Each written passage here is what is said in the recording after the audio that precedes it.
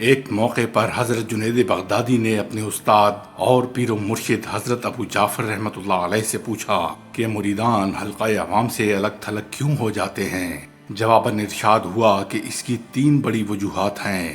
پہلی بات یہ کہ اللہ تعالیٰ خود یہ پسند نہیں فرماتا کہ اس کے منتخب بندوں کے پاس بھی وہی چیز ہو جو عام لوگوں کو حاصل ہے، اور اگر وہ یہ چاہتا کہ اپنے ان خواص کو بھی وہی چیز مرحمت کرے جو عامت الناس کے پاس موجود ہو تو پھر خداوند قدوس کو عوام پر اپنا ایک خاص فضل کرنا پڑتا۔ دوسری وجہ یہ ہے کہ رب جلیل یہ نہیں چاہتا کہ اس کے خاص بندوں کے نیک اعمال دوسرے لوگوں کے صفحات میں لکھے جائیں۔ وہ اگر یہ چاہتا تو انہیں عام لوگوں کی رفاقت میں ہی رہنے دیتا۔ تیسری وجہ یہ ہے کہ وہ اولیاء کرام ایسے لوگوں کا گروہ ہیں جن کا مقصود اور مطمع نظر صرف باری تعالیٰ کی ذات ہے۔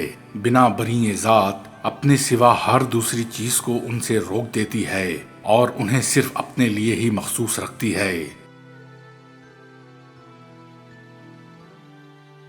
حضرت میاں میر قادری لاہوری رحمت اللہ علیہ اولیاء اللہ میں سے ایک ہیں۔ آپ کا اسم شریف میر محمد، لقب میاں میر، شاہ میر اور میاں جیف تھا۔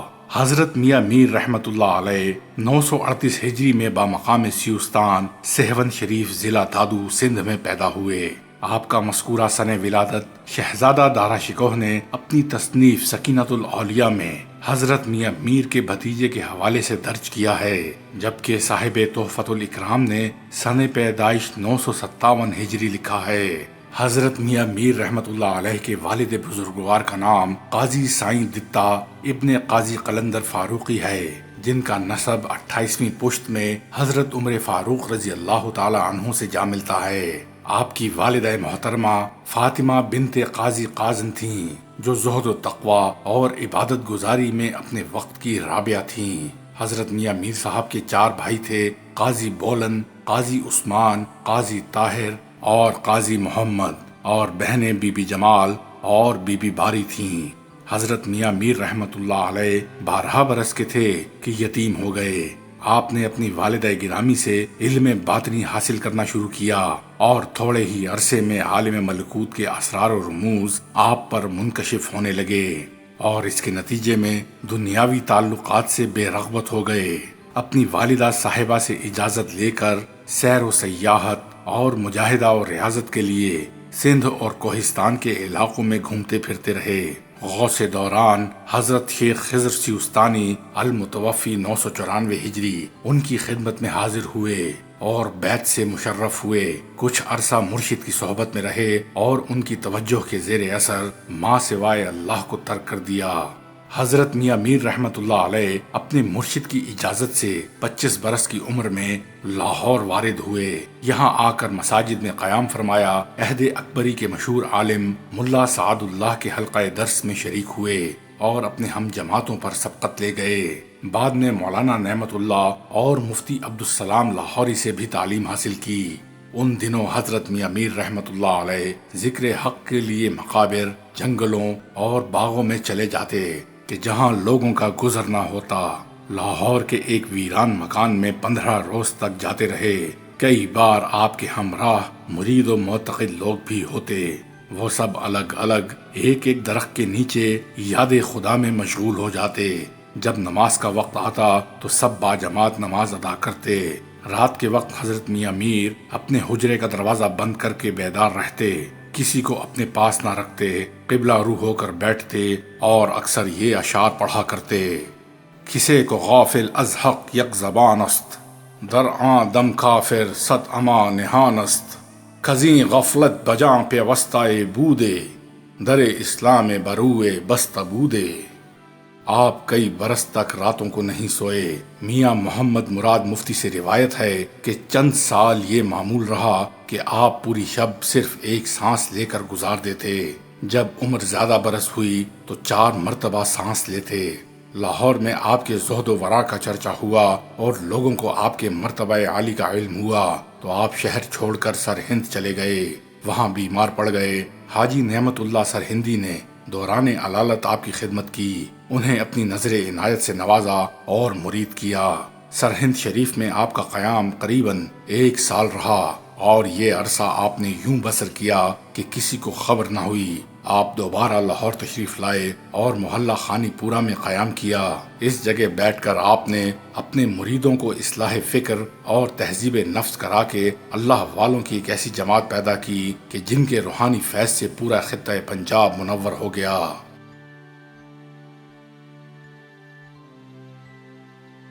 حضرت میاں میر کا طریقہ سلوک بہت مشکل تھا۔ جو طالب آپ کے حلقہ ارادت میں آتا اسے بڑی دشوار اور صبر آزما ریاضتوں کی تلقین فرماتے، پھر مرید کے اخلاص اور اس کی استعداد کے مطابق اسے تھوڑی مدت میں درجہ کمال تک پہنچا دیتے۔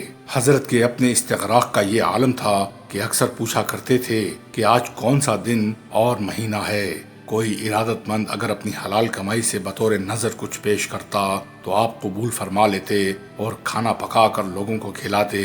مغل شہنشاہ نور الدین محمد جہانگیر نے خاص ایلچی بھیج کر حضرت کو ایوان شاہی میں بلوایا۔ آپ وہاں تشریف لے گئے اور دیر تک گفتگو کی۔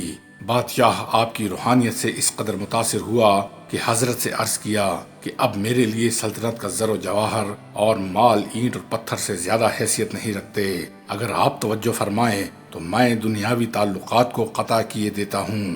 لیکن حضرت میاں میر نے فرمایا کہ بادشاہ کی نگاہ میں پتھر اور جواہر یکساں ہیں، تو یہ صوفی کا مقام ہے۔ آپ کا وجود خلق خدا کی پاسبانی کے لیے ہے اور عدل جہانگیری کے سبب فقراء بھی دل جمی سے ذکر حق میں مشغول ہیں۔ جہانگیر بادشاہ نے اصرار کیا تو حضرت نے تلقین کی کہ پہلے اپنی صفات کا حامل جانشین مقرر کر لیجئے، پھر آپ کے لیے قطع تعلق کی اجازت ہوگی۔ حضرت میاں میر کی خدمت میں بادشاہ شہاب الدین محمد شاہ جہاں بھی 2 مرتبہ حاضر ہوا۔ شہزادہ دارا شکوہ ابن شاہ جہان بادشاہ اور اورنگزیب عالمگیر نے بھی آستانہ میاں میر رحمت اللہ علیہ پر حاضری دی۔ حضرت میاں میر انتہا درجے کے متوکل انسان تھے۔ آپ کے استغنا کے بارے میں شہزادہ دارا شکوہ نے لکھا ہے کہ میں نے کوئی ایسا شخص نہیں دیکھا کہ جس کی نگاہ میں دنیا اس قدر حقیر ہو جتنی کہ آپ کی نگاہ میں تھی۔ حضرت میاں میر سنت رسول مقبول صلی اللہ علیہ وآلہ وسلم کے بے حد پابند تھے۔ عبادات میں فرائض، سنن موقدہ، تہجد اور ان تمام نمازوں کو پابندی سے ادا کرتے جو سرکار دو عالم صلی اللہ علیہ وآلہ وسلم نے ادا فرمائی تھیں۔ اسی طرح آپ روزے بھی پابندی سے رکھتے۔ میاں میر صاحب کو سما سے ذوق تھا اور آپ ہندی راگوں کو خوب سمجھتے اور خوش ہوتے، لیکن وجد و رقص آپ نے کبھی نہیں کیا۔ مسلکن میاں میر رحمت اللہ علیہ وحدت الوجود کے قائل تھے۔ حضرت محی الدین ابن عربی کی فتوحات مکیہ کا بیشتر حصہ آپ کو یاد تھا اور حضرت مولانا عبد الرحمن جامی کی شرائح فصوص الحکم آپ کو پوری حفظ تھی۔ اس لیے اہل ظاہر سے اس معاملے میں حضرت میاں میر کا اختلاف ہی رہا۔ اہل اللہ اور اہل ظاہر کا یہ اختلاف شروع ہی سے آ رہا ہے۔ منازل سلوک کے بارے میں حضرت میاں میر کا قول ہے کہ انسان 3 چیزوں کا مجموعہ ہے: نفس، دل اور روح۔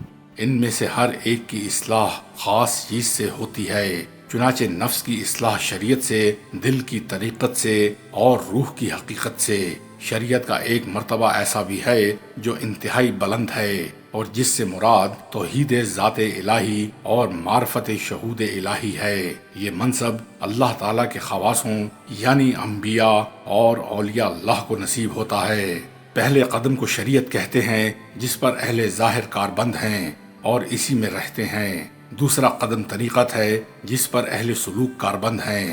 تیسرے قدم کو حقیقت کہتے ہیں یعنی اہل تحقیق کی راہ جو اس پر چل کر اس صاحب حقیقی یعنی اپنے مطالب اور مرادوں کی انتہا کو پہنچتے ہیں۔ ہم فقیروں کا مشرب اسی مطلب اعلیٰ کو پہنچتا ہے۔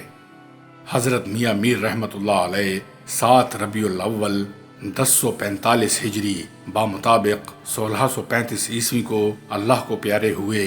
آپ نے اپنے حجرے میں وفات پائی اور ہاشم پورہ عالم گنج میں دفن کیے گئے۔ آپ کا مزار مبارک میاں میر کے نام سے مشہور ہے اور زیارت گاہ مرجع خلائق ہے۔ آپ کے مشہور خلفاء میں حاجی نعمت اللہ سرہندی، ملا شاہ محمد بدخشی، میاں نتھا قادری، حاجی مصطفیٰ سرہندی، ملا حامد گوجر، ملا روحی عرف ابراہیم، ملا خواجہ کلاں، حاجی صالح کشمیری اور ملا عبد الغفور گزرے ہیں۔